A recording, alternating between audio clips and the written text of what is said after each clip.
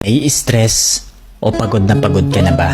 Gusto ko lang ipaalala sa'yo na kahit gaano ka ka-stress ngayon, wag na wag kang sumuko sa mga pangarap mo. Kailangan mong tandaan parati na magtiwala ka sa progress na nangyayari sa buhay mo. Kahit alam ko na minsan sobrang hirap at sobrang nakakapagod na din talaga.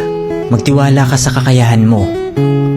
Ang dami mo nang nalagpasan na mga malalaking problema dati. Ngayon ka pa ba susuko?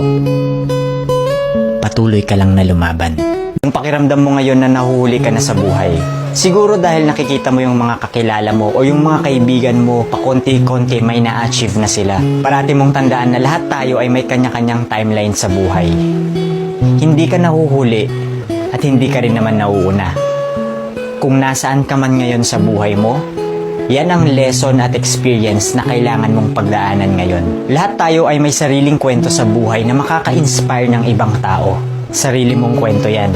Kaya make sure na sulitin mo ang bawat moment at gawin mong fulfilling ang kwento mo kahit anong mangyari.